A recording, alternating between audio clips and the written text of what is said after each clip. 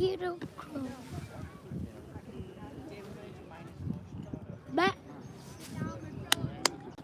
Is that the clap, Papa? Yeah. There's no bears. ꯑꯩꯅ number 1 ꯌꯦꯡꯍꯟꯅꯤꯡꯉꯤꯁꯦ ꯃꯌꯥꯝꯗ ꯁꯤꯗꯒꯤ ꯁꯤꯒꯤ ꯒꯥꯏꯖꯔꯁꯦ ꯁꯤꯗꯒꯤ ꯊꯣꯛꯂꯛꯄꯗꯣ ꯂꯥꯏꯚ ꯌꯦꯡꯍꯟꯅꯤꯡꯕꯅꯦ ꯑꯗꯣ ꯑꯩꯒꯤ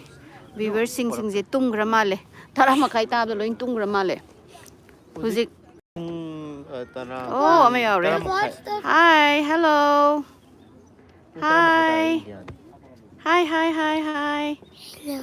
Hello hello Hello. Hi Hi hi hi Dad, Hi everyone the geyser is gonna explode. Nungariye sida geyser ama say hi harana Hi. Manipurda ising chai adu kai haino Hello. ising chawre dui mayam loi wanare as nungaite khoisina ko nong manipurna nong kitang hek chubaga hekta pharak tabase Hello. The geyser is gonna tumdriye explode. o itu editung khrabasini sai ngairamine nungdang tare se omane nungdang ore kai laige ai si huje Yellowstone da moigi geyser ising erupt tawhamdo laiye do mayam do aina live sem ta yenghan ge tawba pung 12 da tawgane ni haiba pungkhai mo ali do pungkhai do do dam nei da kan aina live se yenghaningi do gine akhoi ji ji Yellowstone da laiye National Park ta chenina live thak ngai ri som da amuk la ya oh ai go chenina ga thongaina re ba hei che wari thagala o wari se ai hala thagala age kai de lai same some color phajaiye oh thank you kailam dano kaino da Yellowstone da ne Yellowstone gi National Park ta laiye do si je state marina question ba am chawba mafam ni ba ichi khoi sida nong kana churi adune nong kitang chubaga ising chawbaga nong aitabana ya loirimi story oina macha matang tawramo gize matangda geyser se aina mathang oi lipti yaw hui ma maga sagi hiking tongminaba hiking tongminaba sida hui do chen khre na mana tanaba sida hujiki changba yadaba restriction kono khoi gi restricted oiba area se sidaida mana changsan khraba changsalaga hui ji na maji sagi geyser gi ising bruk bruk saudoine do ai ulakke ba do bruk bruk saubudo da मासे चोंग माना साई हुई जे चोंग के तवे ना माना फाब से मखोंग जे step तो नाथो ग माना गाइजर से तासलगा ग मिनिट मंगा द मसा द बॉईल तौरगा 3rd डिग्री बर्न तवेबा अदु सिगी वरी मने Yellowstone gay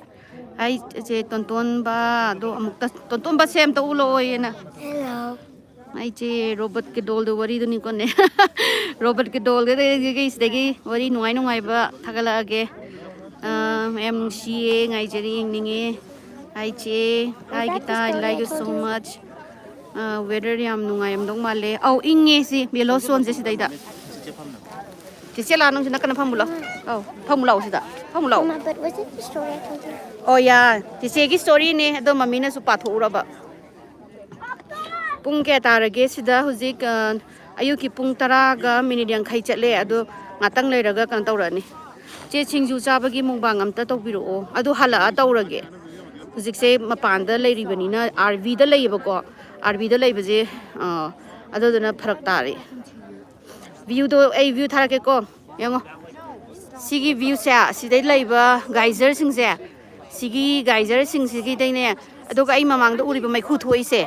sigi geyser sidagi hujik pai thorak toine ba isingje manin kanu je si ising sauri ne ba manungda adu mayam live yeng mina je ba Madeline uloi Madeline ko se view do ro ulake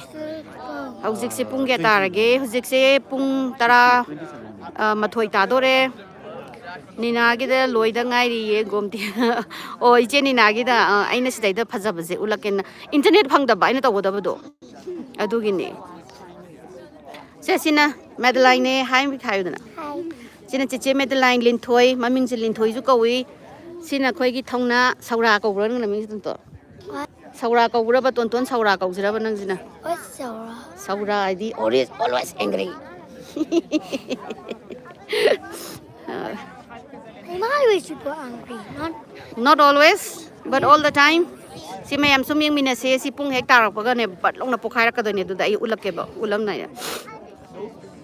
Manipuri situation se yadre yam nungai te du ni Manipuri situation je nong lan amu wa hale nong namu wa hale le namuk taraga mu wa hale khangde da gyam na ma ta de Cici gi chanu pi sem ta yeng gi chu i chanu pi je kai thigen bi ra se dai re che hi bi ro hi Sophia video thagar pa ngai ramine ai zu ne internet ma ya da ba su da ne che gi wari yam ni ngai yam to ne thagat pi ro sure che nahan khai u ba se nungai te uda ba se o ai khalak ba ka taw ni ne pung ge tar akhoi huji California da leiti ye huji aina koina lairi se Wyoming ne Utah ne Montana ne moigi border ga pulap samna bada national park world gi first national park ne haye aidi ahamba lai world mems dagi aduna adogi world gi national park se asida yeng bala ine the geysers adai hot spring tawba khotpa mayam adagi sigi mafam Yellowstone da ne aina wari libada angang manghi ba bigfoot sighting tawi kaina haiba adagi creature gumba werewolf mamla gumba lai khotli kaina ga aina haiba do adu asigi adugi mafam haitare Segi man si Louis ngam thank you akoi di tum dore midi nungsa sari che mane tum dore ngai kho ko tum gi no minute manga tok tangai go ai kanu ma yamna phajaba phenomenon am khata mayam da utkena ai che tawri ne thabiro o live dum thabiro hain bena au ngammi ngai dum thajage yam nungai jai live thengna base ina gi da ulla e yam phajai ka khat lak pado he o magi do adune ai gi da mu ulla age magi da mu tawramani moina han gi bagi Cici kari kari wari thagal padawa laige aise yaubaga Robert dol thagalage adagidi medical mystery ga mysterious oiba kanoga tonton se pakhangi post ka tawsilai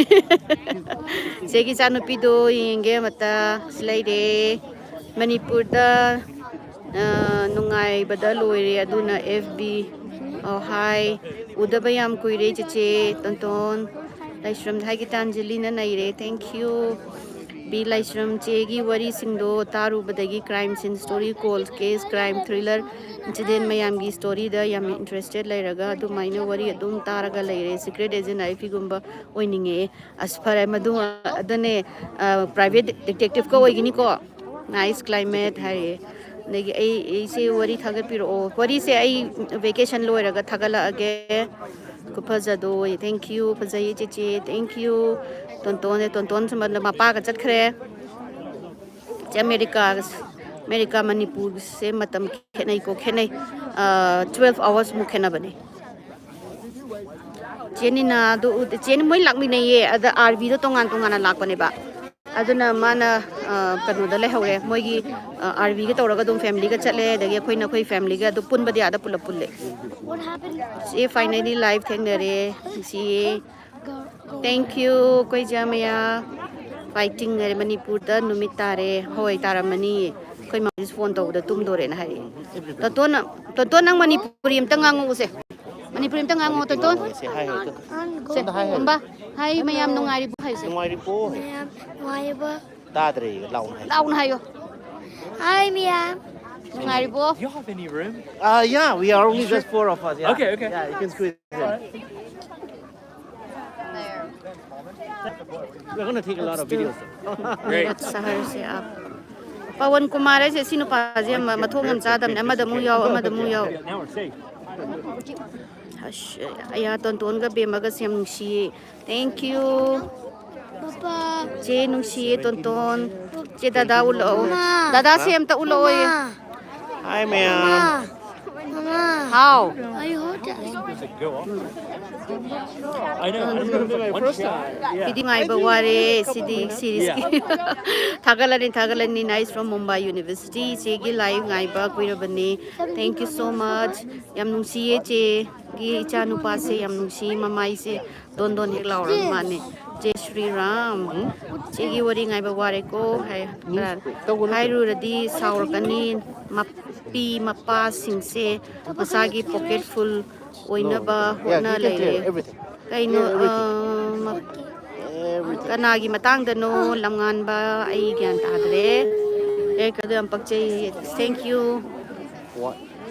done in one go. Che Gitanjali live tharak la nungai trine chen ni nana dum live thai ai matang chara kan da thage hana laine hauzik mi maya da turel kai re ya adu ne am nungai te ai su nahamuki mangi sing chaw bada relief mai gi mayam khara gi relief ki mateng kha tawja khare ado hantak su kai gumba yamna pharak ta ba yaur gadi ai mateng tawge na hanjari kai dawrage holo ichi wara de kang na chekpa gi angang jing je loi ri me noi hauzik nungali bo khoi manipur di nungali khoi pung train thoi onai ba ko kanoga US ka khoi ga se aduna ne fighting is good night hai oh good night ado ai se geyser do yang aning bane moi noi yang ga budi sukai dre segi wari do ningsing laga kai che ki zadro kiri ni nes rv ven ga je thong ahum mari ga loline Stranger Things khang bro is ai favorite ne Stranger Things gi series to Stegi thaina gi wari mayam sing se hanjan jan daraga next wari ngairi short thoina mak tawra ani aina segi sanupi do ahion male kainano ayon haisibo yengo yam phajaye ayo ai nungsi ribra oh Manipur di Imphal Pumbal oina thume adune koi se Manipur gi am nungai tri se drainage system yam wat pa khongban adai turen singje loina mak phunjan ba phata haudi mayam na aduga isnung kitang chubada ising chenbam leitabani na hekta changaga ising thumba asin yam nungai tri je asida America gi tawrisna moi gi sewage system adagi khongban nungban moina ga lam kansalaga loksan ba khotsan ba chumaya de sigi national park kana lari je sida zum mi amata na ta ba ya de aduna kitang akhoi gi lari kano tawba khoi authority yauri ba mapa mapi sing sinane sumaina lam khopsan ba dagi khongban turen seng ba khot ba je mapa mapi da natana khoina su soidan akhoina su tawgadabani nungam nungai te kitang tawba ising chawraga te ising thumba yum kai ba isam nungai te How do you say? How do you spell? Segi channel se yam pam je na che hojik noi rom da pung kya tarage hojik 12 tare haura ani hojik ising kap thorak podo mathang ucharake je khoi am ta yenge hoi thauna se yam nuksi wari ngai ri ko wari ai hek lak paga tawjarage che tum khiroi phaja ba thagalake mayam da kai yeng doi noi khoi da hojik ta khangi live se aina thagalak toi se ko ai amu thorake Sigi se geyser ka weba ko si wall gi khwaidagi kanu mafam ne ba mathang makha khoi gi makha da magma lava gi chen bado aduduna ising jiga pulakanda asidagi shoot torok to ne ba chauna si yam famous weba one of the famous haina Explodes. amna famous way si mayam da ina yeng haning ba adugi ne kai anok lok thok pa ya de ne mit se kanu tawe yam bright oye aduga aidi lasik tawi bagi yam na sensitive oi bani na angan bada kanu taw base nungai te taw bani isi gi chanupi do maming aseng bro Madeline hai se natraga linthoi Madeline linthoi kawe mai maming ani suye amana mapuna linthoi koromba aina Madeline ko ba mache Manipur da la aroidra Manipur se visa gi stamping amagi dagi dakatari do ek tawga isla age ada sidang mi mem na phamaga ngainari mayam se sigi kano se khoi da di nungdang le mani nungdang ne si yam me mathang yam phaja yam lei na handai che gi live ngai ne 16 more minutes oh adu ne na ngai ri se mit se lokto ni ado khujale kai gina da mit sam na sensitive oye ba aduna pharak tai madam gi achin nahi lagta madam easy kari no ton se yam nungshi ton su yam nungshi se kai gino ba ton ang sem nungshi kai gino ye I do not know. vacation enjoy your vacation thank you chichi wari ngaijeri khorang na soidana ai he khalakpaga vacation halakpaga wari thagala hani Manipur ga US ka se pung train khoi ga lariba jaga se ga di pung train khoi mu khenai thong maram hang daba mi da blog sa toksalo je hoi che ton be manushi thank you Bajik pung ta ma thoi tare only 15 minutes for the eruption moina tawdoiba eruption je 16 minutes kada ngaire when is next story coming next story se ai halak aga ai What's the tawra next age story? Robert the doll Oh, I heard that. je live atum tawbiro thank you je kai tawdoino ado ai ulake ek kai tawdoino je suspense ne ka haidong ne Segi orange so chaninge hujik ti loin kin gre mo kana pangkhalai se numit kaya ni wali gi halak tawba numit tare ni mu wali tapi khoi numit tare ni mu wali ba It's going halak tawba faster. Yeah. numit tare ni mu wali Oh, it's starting to go fast. hujik yen ko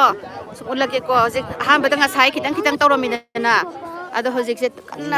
kana mai khu ka halak ba hore ba But it might start. I don't know. Plus minus 10 inga minutes. si di shining am thoe wow Might happen 10 thank minutes you earlier. It might happen 10 minutes ai later. khoi hujik ubada wari hawruda bo malure live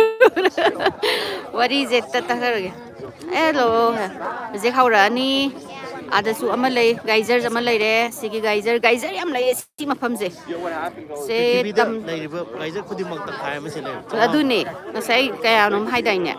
je tamnaba thengnaba yaubro tamnaba gadi thengnadari tumna phonaba da ai tamnara su but ka doloi na kaure dune mamangi ising chaubadadi dance college ki mandop phajana thunkhini nuaide yampak hair color se thank you che kai doino reply tawbiro asigi si dagi ne kaino ma shoot up tawrokane ba ai jupun si da ham bane ba udoi se and it's like a ada ubrang ko si ubrang se sumaina isinga gas ga irap tawdoi ne ba ado aigi si ubrang ai jupun si da ham bane uri se si je mayam do yang haning ba khoi si jo hawdore You mean the one where the tiny... Yeah, where's the new people are there? akhoi si jo hawdore I'll give it up. gari thagala or Like there's che tiny smoke tu coming si out. ge There's tiny smoke coming out from that. yeah si ge hawrak pa se si ne ina yam yeng haning ba ai ju pun si da ham bane ba yengi se duna mayam ga pull up ai gi viewers singa yeng mina se ba this is like a once in a lifetime experience ne life sign yeng ba je Christine Sila when Philippine ki case to hoi do sumathang li rake che your hair color looks good on you thank you Oyon Heidi K-pop ki baby monster group ama laibane adu yengo oh che ji yengage Mommy, what's baby monster? wari ngai ba ware da hoi no idea hoi mitare mani thare Jer Nandu can you speak in English ma'am Jer Nandu if you are my subscriber or my viewer you should know that most of my stories are in Manipuri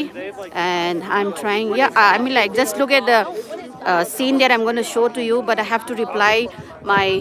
viewer and my subscriber in Manipuri so please don't get offended I'll just put it on you can look here that when this geyser will erupt okay volcano eruption volcano idi nate kaino ne moi makha gi haitare ne koi gi magma ga isinga pullaga release torok pa haitare ko ti ngai photo ngai na nungai na koirak lo lap laga wari tawra ani kan wali ge ajuni tawri se sis haure e khaga kan khale e kaino sibo min tarang wali so let's see thank you che akhoi yeng na ba live thabi bagi you're welcome tapi hai biro he timing je sige mo mayam sinjang mi mayam ngai leris Manipur tholak pada che fan meet ama tau se am mi kai jai da fan meet kai na hoi tau se khoi sida di ahing oire ma ne ahing oira mani che manak nak na di yam kana changsin ba kai kanam changsin bada male ko he au jaksin badi yade yam sai and moi si sa ba sina yam na dangerous oi do na moi sai tholai ba gas si ju toxic oi ba male ba What is happening? hi karamba jaga da no se Yellowstone National Park ta world gi ahamba national park ne si se The first, ton ula o the first national park is the Yellowstone. And we have 3 wiggly toads. Kaya ba ya ahum no me I hayo. have 3 wiggly too. Wiggly hay no ya ahum no me hayo. 2, 3. I'm so hot. Wari dung do tabada yam nungai kaisu yamna kisu aduna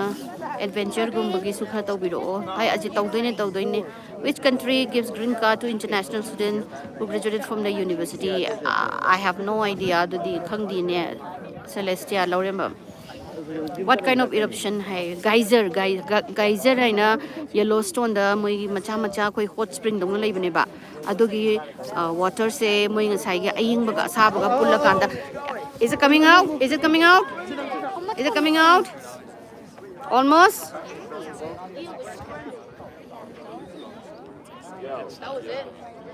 Horror story makhal kita che yang khazaye. Thank you iche kasar da su lao marak ta net se mukta internet se mu tappe me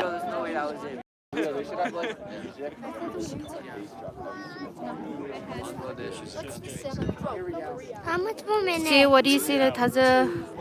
taza raga cookie singna khoi gi yum mithai ki bado kitang tawsu kauthok saribani se video khara thuna khara thuna apiro o relief camp to lai basis be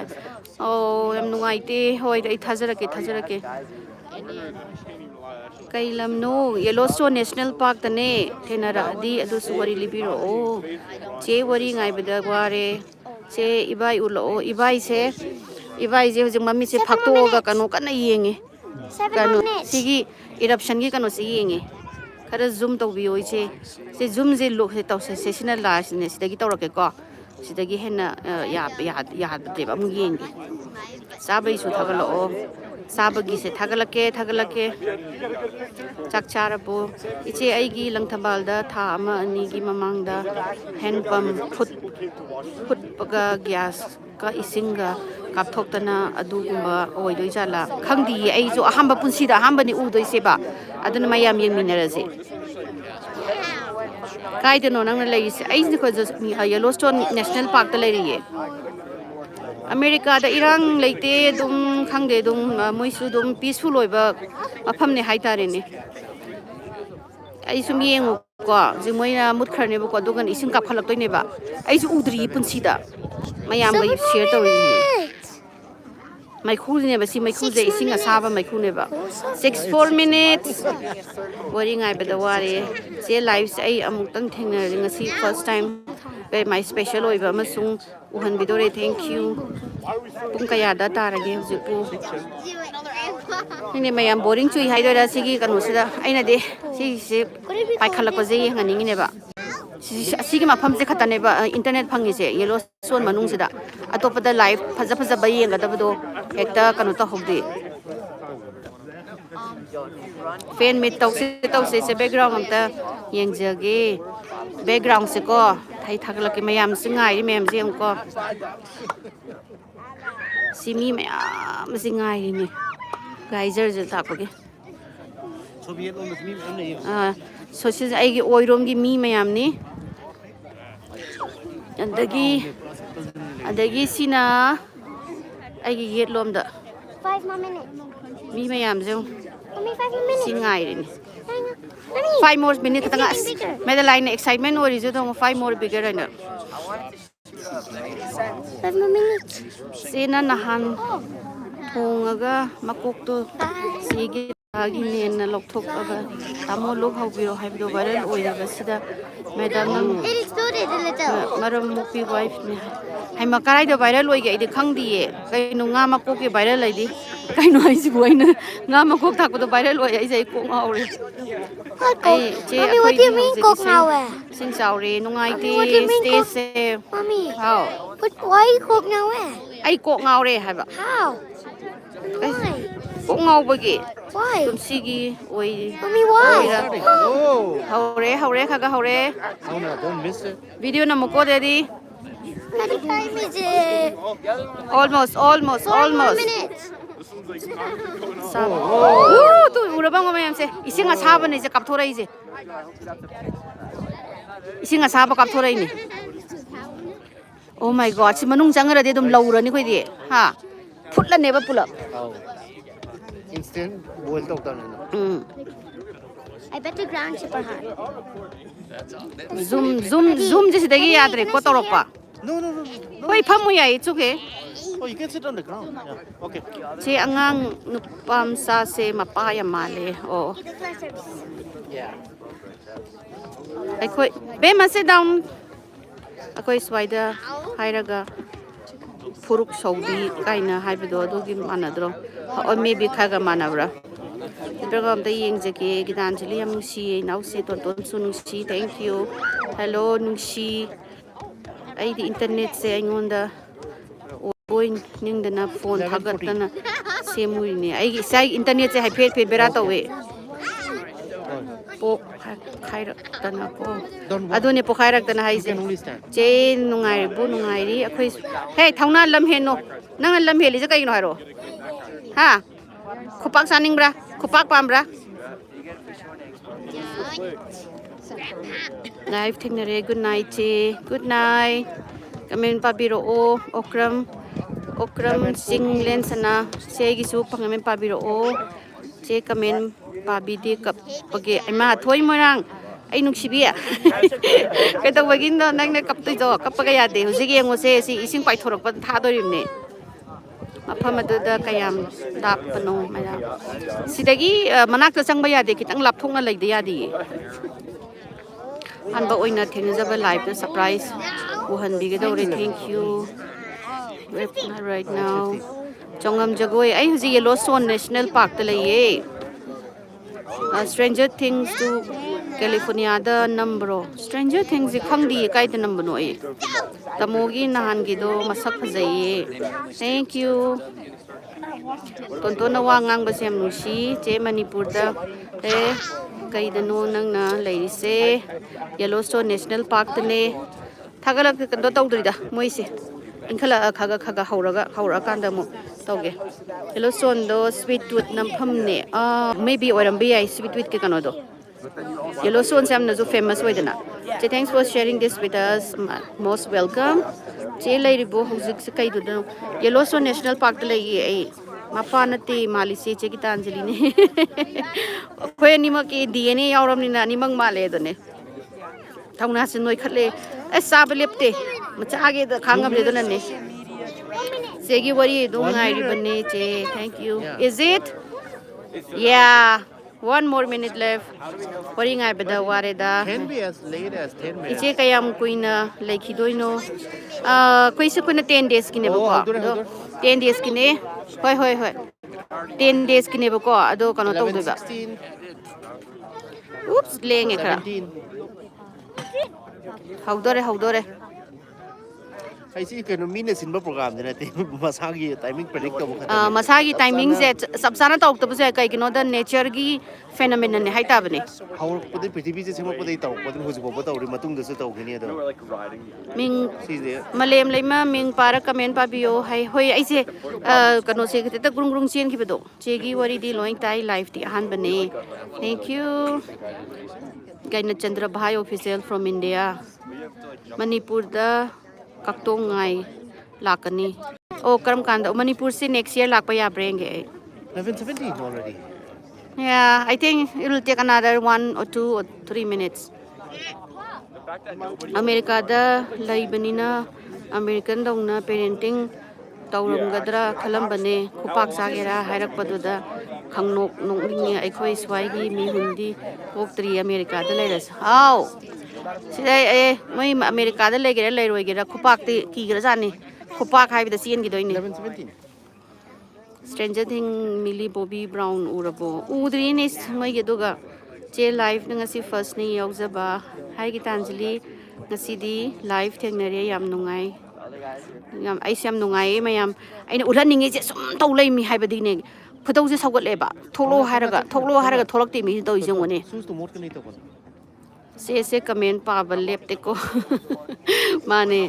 ꯑꯍꯥꯟꯕ ꯊꯦꯡꯅꯕ ꯂꯥꯏꯐꯇ ꯌꯥꯝ ꯅꯨꯡꯉꯥꯏꯕ ꯑꯃ ꯎꯠꯍꯜꯂꯦ ꯃꯤꯠꯁꯅ ꯀꯨꯞꯇ꯭ꯔꯦ ꯑꯩꯁꯨ ꯉꯁꯤ ꯁꯤꯒꯤꯁꯦ ꯀꯥꯝꯊꯣꯔꯛꯀꯗꯣꯏꯅꯦꯕ ꯕꯨꯔꯨ ꯀꯥꯝꯊꯣꯔꯛꯇꯣꯏꯅꯦꯕ ꯑꯗꯣ ꯁꯨꯝ ꯇꯧ ꯂꯩꯔꯤꯁꯤꯅꯦ ꯌꯦꯡꯉꯨꯅꯦ ꯌꯦꯡꯒꯦ ꯍꯥꯏꯔꯒ ꯍꯦꯟꯅ ꯀꯩꯅꯣ ꯇꯧꯋꯦ ꯍꯥꯏꯗꯣ ꯃꯤꯉꯣꯟꯗ ꯆꯥꯍꯟꯕ ꯍꯦꯜꯂꯦꯅ ꯇꯧ ꯂꯩꯔꯦ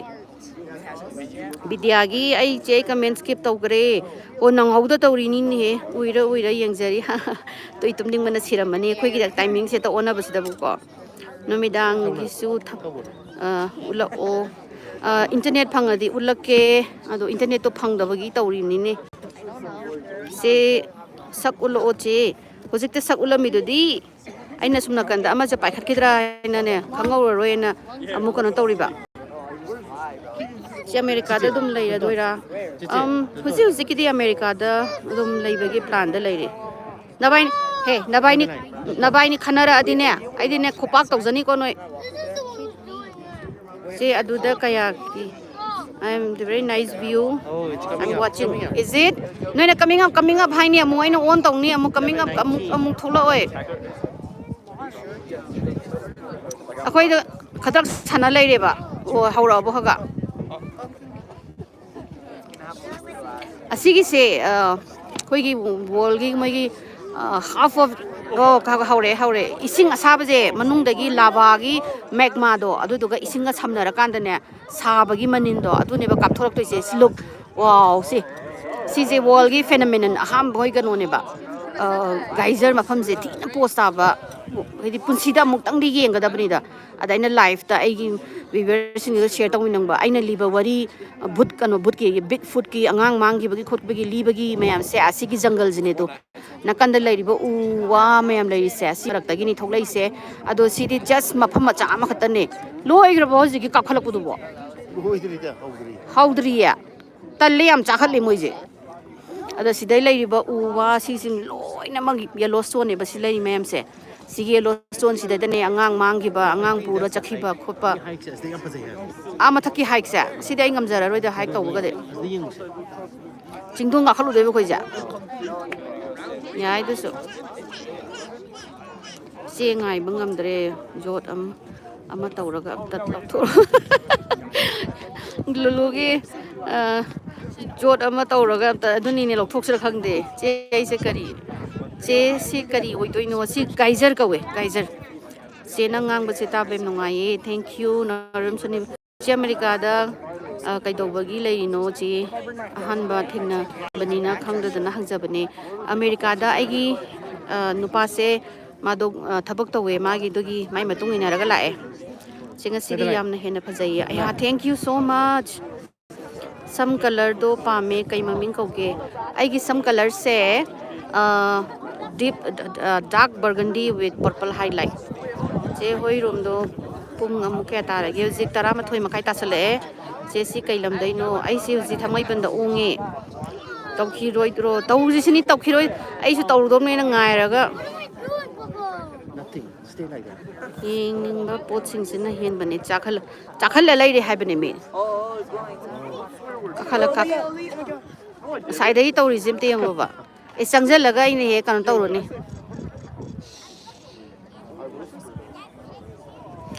life da mit se kup tre mit ka loina singre tuming ga loina yam nung si priya se adu da kayam kuina lekhidoino sigi sida Yellowstone da koi lakpa je 10 days ki koi lakpa ne ado maybe another 7 days lairaga halani ai dam phuninge da masi kanu je kakhalo haraga tum lakna lai haibane bi same color some color do yam phajaye kai maming kauke ain haido deep burgundy and purple highlight chenina ge live ta Gitanjali bu hangbasida ai khoina yam nungsi e chenina na ngonda ai mayam nang hangbuda na jairamba bane si nungti gi taw si gi mafam se nungti gi tawe bako do atop 90 minutes khudingi tawe ba du atopa geysers mayam lai do di unpredictable oi ba si gi geysers ki dang khak kanu oi ko predictable oi do na kanu tawrine adu du gi ne mayam na ngai raga lainari se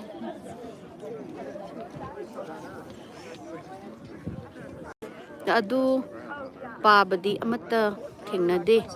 ngasida thengnabani life te yamna nanghauda tori ni ne he dialogue tawna bo honari ngai da isisu ungdarasu uhanbi ba yam ngai thank you all faithful ro mani hobi jum kano ibo chau hobi jum all faithful do adu dane tawri se che chingdon ga karunu ko ngang amu pugidana adu ne che Manipur kai no kai ai dino hayo Russia India country che Gitanjali manil kari se kai oidoino kamaina karaino sigi mafam se lava la yebako lava se a makhada leraga lava gi mahi du magma harise sina makhas da leiba ada ising moi gi fresh water mam lake leina dugum ising manung na changa kanda asai gi ising aying bagi density du ne adinga sai gi asabal magma gi density mo ni jina combine tawu matamda pressure release aweba adu release awudo asigi makhun leirise sidagi paithorok toineba aduda pressure do atokki matik kayamuk lei ising do kayamuk ki sai haidi lava ge magma do kayamuk ki sai haibado adu asigi ising asaubu je kapkhalaga fountain gi type ta khalak toineba haure to haga haure to si je ising asaba je se ubra ngo se ising asaba khalai je sine asai de ngai je ising asaubu ne ba se kakhalai se Zabrengo, makon tabrengo, ising makon tayo jengo. Wow, Tao na. kupazaze. Wow. Seasoning aside nga ize. Yung ising asaba jengo, ising asaba, asaw ni ba kakalay ize. Wow. Manung da labagi ising do kayam sarang manim tayong. Oh my God. Hida sangura dia dum laure ising asaba da dum phut le dani ising mem jengo nakan dai makhon ga tai mi bri ga sauraga Manin ne superheated water. Wow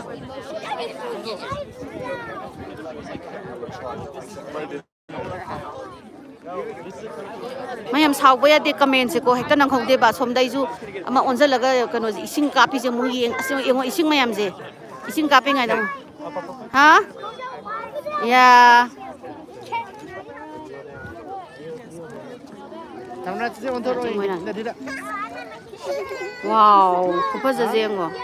mayam ai je kano pa ai sum na yeng lai da ne pa ba nang dre ba ko ne loi khidra nyam pakhal le mi Wow. se time se kaya tarage khoi music kano tawri pung taramathoi makhai wow ai si je build up tawraga sigi ising asaba mem je paithorok toini sina sabadi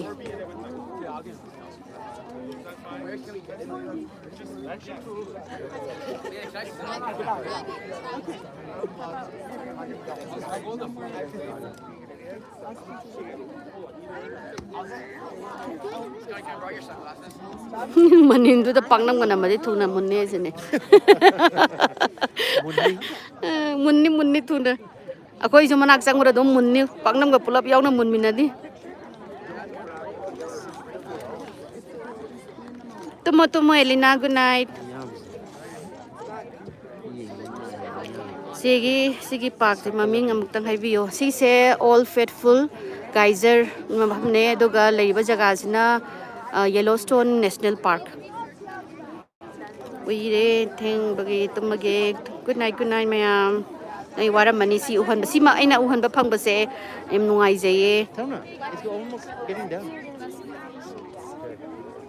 Bigfoot thoklak jagani ko Bigfoot to thokla de ai di hotna chen gem ni hairi chegi khonjel se taba yam nungai khoi chatpa phangdrasu chena koiba pubiba doni ai yam harawi mayamna haina yeng biraga nungdang sida skap thatli sumna kan na ngang nangna wari mi mangki bagi libado adudi noi kai kidro aina adugi pakhale berga ade pakhali ne berga di dum la eduna khoi base spray ha paga chatle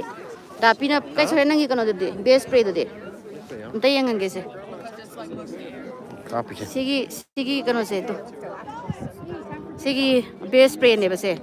si pura chali ne ber changa di sina kapoi ado si umuro ki powder ni me pura koina han kapu da si gi tau ge ba dam long na zilo amta surup yam kanna thai pithribi imaje surup yam kan thai pithribi imaje thank you so much for sharing this beautiful moment. It's my pleasure. Thongna do amta yenge. Thongna ba? Amta yenge ye nang Happy smile ꯁꯦꯝꯃꯕ ꯅꯪꯗꯤ ꯀꯩꯅꯣ ꯇꯧꯗ꯭ꯔꯣ ꯁꯤ ꯒꯥꯏꯖꯔ ꯌꯦꯡꯗꯗꯅ ꯀꯔꯤꯗꯣ happy smile ꯇꯧ ꯂꯩꯔꯕꯣꯕ ꯍꯥ ꯅꯪ ꯕꯥꯔꯕꯣ ꯒꯤꯖꯔꯁꯤꯗꯤ ꯇꯧꯔꯤ ꯀꯟꯅ ꯑꯃ ꯀꯩꯅꯣ ꯏꯁꯤꯡ ꯕ꯭ꯔꯣꯡ ꯕ꯭ꯔꯣꯡ ꯁꯧꯕꯗꯨꯒ ꯑꯝꯇꯪ ꯌꯦꯡꯉꯨꯁꯤꯔꯥ ꯑꯗꯨ ꯆꯠꯂꯨꯗꯅꯦ ꯈꯣꯡꯅ ꯁꯥꯏꯗ ꯑꯣ ꯃꯌꯥꯝ ꯕ꯭ꯔꯣꯡ ꯕ꯭ꯔꯣꯡ ꯏꯁꯤꯡ ꯁꯧꯐꯝ ꯑꯃꯒ ꯂꯩ ꯑꯗꯨꯗ ꯇꯞꯅ ꯎꯠꯂꯛꯀꯦ ꯆꯥꯝꯃ ꯌꯥꯡꯈꯩꯃꯨꯛ ꯂꯩ ꯁ꯭ꯋꯥꯏꯗ ꯒꯥꯏꯖꯔ ꯒꯥꯏꯖꯔ 150ꯗꯨꯗꯤ ꯂꯣꯏꯅ ꯃꯥꯏꯜ ꯎꯠꯄꯗꯤ ꯑꯅꯤ ꯉꯝꯃꯔꯣꯏ ꯃꯥꯏꯜ ꯑꯅꯤ ꯍꯥꯏꯁꯦ ꯀꯤꯂꯣꯃꯤꯇꯔ ꯀꯌꯥ ꯀꯤꯂꯣꯃꯤꯇꯔ ꯑꯍꯨꯝꯃꯨꯛ ꯈꯣꯡꯅ ꯆꯠꯂꯒꯅꯦ ꯀꯣꯏꯆꯠ ꯆꯠꯂꯗꯣꯏꯅꯦ ꯁ꯭ꯋꯥꯏꯗ ꯃꯌꯥꯝ ꯑꯃ ꯌꯦꯡꯐꯝ ꯂꯩꯔꯤꯁꯦ ꯑꯥ ꯂꯥꯎ ꯇꯨꯟꯇꯟ ꯂꯥꯎ ꯆꯠꯂꯒꯦ ꯆꯦ ꯀꯃꯦꯟ 1000 ꯃꯨꯛ ꯄꯤꯕꯅꯦ ꯑꯃꯠꯇ ꯄꯥꯕꯤꯗ꯭ꯔꯦ ꯊꯋꯥꯏ ꯅꯨꯡꯉꯥꯏꯇꯦ ꯑꯩ ꯊꯣꯏ ꯃꯣꯏꯔꯥꯡꯊꯦꯝꯁꯦ ꯌꯥꯝ ꯋꯥꯔꯧꯔ ꯃꯥꯜꯂꯦꯗ ꯃꯣꯏꯔꯥꯡꯊꯦꯝ ꯃꯥꯏ ꯋꯥꯔꯧꯕꯤꯒꯅꯨ ꯑꯩꯁꯦ ꯁꯣꯝ ꯅꯥꯀꯟꯗ ꯀꯟꯅ ꯀꯩꯅꯣꯁꯦ ꯃꯣꯏꯒꯤ ꯃꯩꯈꯨ ꯃꯌꯥꯝꯁꯦ ꯌꯦꯡꯅꯕ ꯍꯣꯠꯅꯕꯗ ꯍꯦꯛꯇ ꯅꯪꯍꯧꯗꯕ ꯄꯥꯕ ꯑꯗꯨꯅꯅꯦ ꯊꯣꯏ ꯃꯣꯏꯔꯥꯡꯊꯦꯝ ꯁꯥꯎꯕ ꯌꯥꯗꯦꯀꯣ ꯄꯥꯔꯕꯅꯤꯀꯣ ꯅꯪꯒꯤꯁꯦ ꯀꯩꯅꯣ ꯇꯧꯊꯣꯛꯎꯁꯦ ꯑꯗꯣ ꯀꯩꯅꯣꯗꯤ ꯑꯇꯣꯞꯄꯗ ꯂꯝꯕꯤꯗꯣ ꯀꯩꯅꯣ ꯇꯧꯔꯁꯤꯔ ꯆꯥꯛꯆꯥꯔꯨꯔꯁꯤꯔ ꯍꯥꯟꯅ ꯑꯩꯈꯣꯏꯗꯤ ꯑꯥꯔꯕꯤꯗ ꯂꯥꯛꯄꯅꯤꯅ ꯑꯩꯅ ꯀꯥꯡꯍꯧ ꯑꯃ ꯇꯧꯔꯝꯃꯦ ꯑꯗꯒꯤ ꯀꯥꯡꯍꯧꯗꯨꯒ ꯆꯥꯛꯆꯥꯔꯨꯈꯤꯒꯦ ꯆꯥꯛꯆꯥꯔꯒ ꯉꯁꯥꯏꯒꯤ ꯕ꯭ꯔꯣꯡ ꯕ꯭ꯔꯣꯡ ꯁꯧꯕꯗꯣ ꯑꯗꯨꯗꯤ ꯚꯤꯗꯤꯑꯣꯗꯣ ꯑꯣꯏꯅ ꯍꯥꯞꯄꯛꯑꯒꯦ ꯑꯩꯅ ꯂꯥꯏꯚ ꯇꯧ ꯂꯩꯔꯗꯤ ꯃꯌꯥꯝꯁꯤꯡꯗꯣ ꯂꯣꯏꯅ ꯇꯨꯝꯈ꯭ꯔꯅꯤ ꯋꯥꯁꯨ ꯋꯥꯔꯅꯤ ꯑꯗꯨꯒ ꯚꯤꯗꯤꯑꯣ ꯅꯦꯠ ꯐꯪꯉꯀꯥꯟꯗ ꯊꯥꯒꯠꯂꯛꯑꯒꯦ ꯍꯧꯖꯤꯛ ꯂꯣꯏꯔꯦ ꯆꯠꯂꯒꯦ ꯁꯤ ꯀꯃꯦꯟ 1000 ꯃꯨꯛ ꯄꯤꯕꯤꯌꯨꯅꯦ ꯑꯃꯠꯇ ꯃꯅꯤꯄꯨꯔꯗ ꯆꯦ ꯑꯩꯈꯣꯏꯒꯤ ꯄꯨꯟꯁꯤꯁꯦ ꯀꯌꯥꯗ ꯅꯨꯡꯉꯥꯏꯔꯤꯕ ꯑꯩꯈꯣꯏꯒꯤ ꯂꯩꯕꯛꯇꯗꯤ ꯑꯣꯏꯔꯔꯣꯏ ꯃꯄꯣꯛꯁꯤꯃꯒꯤ ꯊꯕꯛ ꯐꯩꯗ ꯁꯤꯒꯤ ꯃꯄꯣꯛ ꯊꯦꯡꯛ ꯌꯨ ꯀꯃꯦꯟꯗ ꯌꯦꯡꯕꯤꯒꯅꯨ ꯑꯝꯇ ꯌꯦꯡꯍꯧꯒꯦ ꯆꯦꯆꯦꯁꯤꯁꯨ ꯂꯥꯏꯚ ꯑꯍꯥꯟꯕꯅꯦ ꯂꯩꯔꯒ ꯑꯍꯤꯡ ꯌꯧꯁꯜꯂꯛꯑꯒ ꯑꯗꯨ ꯃꯅꯤꯄꯨꯔꯗ ꯀꯩꯅꯣ ꯇꯧꯔꯦ ꯃꯃꯤꯡꯁꯦ ꯁꯦ ꯑꯗꯨꯒꯤ ꯏꯁꯤꯡ ꯑꯁꯥꯕꯒ ꯋꯥꯔꯤ ꯑꯃ ꯆꯦꯟꯅ ꯍꯥꯏꯕꯗꯣ ꯁꯣꯏꯗꯅ ꯂꯤꯕꯤꯔꯛꯑꯣ ꯌꯥꯝ ꯇꯥꯅꯤꯡꯉꯦ ꯍꯣꯏ ꯂꯤꯔꯛꯀꯦ good night guys Gitanjali bear hai lay haibado kizai mi mangkhibadu mane dapina duna bear spray hapa chatle khoi hojik oktholo so tong la aigi yaro kanda explain wari kanda bigadaba good night se nina Bye bye. Bye bye, Miriam. And if you're mad, take a chill pill. yes I oh my mayam sawe happy the chill pill chawe ye ton na saw gano ye It's not even actually real. nang di che chill pill chaga dro kai cha doi ba But porky rice chalu da steaky eggs. kai phare thong na nang shoes so phajan to wo daddy my shoes em ta kan to bi kisan bi yo si nang se gi thank you sharing this love you thong na nina ma pau gi channel su live hai si se oh mane khoi pulap lak minari ne mana do da che mami tu dong male nang ai ma mang chali do nang kai hai ningi no Bye bye. bye hai ningi ro ba che Yellowstone National Park ki aduda vacation chatpado expenditure kaya muk changi akoina khoise San Jose dagi pairaga lakpane bako Utah gi Salt Lake ta paire aduga Salt Lake dagi Idaho rom da thaudaraga Wyoming da le'e aduga Wyoming dagi amuk laine so expenditure se dum khara di yame hadi da pina to bonina Mama. mala phammaga yengba se sab manai thank you how this way no let's wait for daddy namagi wari nungai ka se sumaina tawrak mafam leibro se sumaina taw moi Yellowstone je hana kanone akhoi ge pok tungai gi matam dagi dum form tawraga leiraba mafam ne yamna khoi hot spring kai tawba khotba aduduna sidi akhoi di kuidri haitare ne nature's ki phenomenon singje adudi phare maya dapi khoi je da han chatoiro are we going for a food first okay chak la me haye do mayam ulake ko se khoi ne jatoi mafam se asigi mafam se sidaida lab da mi mem chali se asije da ne ba ising brong sau lai se sida ne ba ina ma wari li bada hui kan chapada tasandana masu yon masana chaena do sigi asaba mafam se sida moina yade yade hairagasu adum changbagi mi sibagi aingonda wari ani hum leibane ado si halaga wari lirapada yaurake adi mayam atopa sigi ising brong brong saubudo utke tawune ado waru kanonda video do aina blog aigi lifestyle gi blog to na thagalage aduga sigi Yellowstone jigin ga kano gi maphamoi ge Geyser sigi kari tare ne moi gi wari liba kaino duna aduduna aigi wari gi channel da hapage so good night guys